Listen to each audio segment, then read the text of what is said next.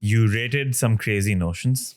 You were part of the Netflix documentary MH370, the plane that disappeared. And one of the criticisms, and you brought this up as well, of that documentary was that it gave a platform to many conspiracy theories and it sensationalized the case. Where do you stand on this? So if you ask me personally, I'm a bit conflicted because when you see these type of mysteries become entertainment, a part of me feels like it's insensitive to the tragedy. People have lost their lives, families have lost partners, mother, fathers, children. I'm fully cognizant. I'm doing the same thing today. I'm creating an episode which, to a certain extent, I guess you could put some entertainment value to it. So I'm fully cognizant of that.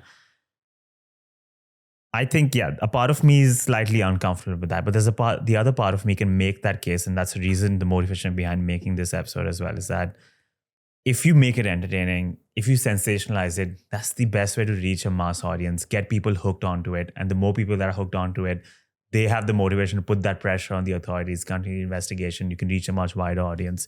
Where do you stand on this? Is there a fine line to walk, or are you clearly in one camp? I think you've 100% hit the nail on the head. I think you're raising actually a really good point that I don't know if I've ever heard articulated with such clarity. I went into this mystery thinking that MH370 would be a hard mystery to solve. That turned out to be the easiest part. The really hard part of MH370 is getting people to engage with it enough to try to explain it. And yeah, I have to not only solve this mystery, but then kind of do a song and dance and be entertaining enough in discussing it that I can sort of slowly like get the audience to take the time and effort to understand what's happening. And that is a huge challenge. I'm here with you. You and I are similar in many ways. I mean, we're trying to create a show that people will want to watch by being hopefully intelligent, by bringing real value. I said you have an incredible roster of guests. You're clearly motivated to shed light on things. And that is, I think, a noble undertaking. The fact that you have to be entertaining while doing it is like makes it twice as difficult.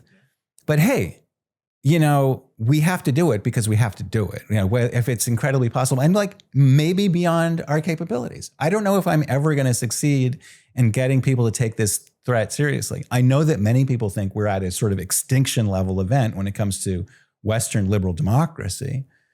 And so I'm just one voice in a whole tidal wave, I think, of alarm and concern. But yeah, it is. You raise a really fascinating point. We're trying to be entertaining, and we're fighting against people who are being entertaining with stuff that's just really dumb. They're not burdened. We're actually it's like trying to run a foot race where you've got this lead ball attached to your leg because you're trying to actually make a point that has some value and purpose in the world. And you're competing against people who do not care. They will literally say, and here's the other thing. The internet lets you see all the data about how it lands. So you can see, people want to hear that. Like one of the guys that's getting a ton of views about MH370 is the guy who says he's got video of the UFO taking it into a trans-dimensional portal. He doesn't have to worry about understanding the case or making sense of it. So that's what we're against.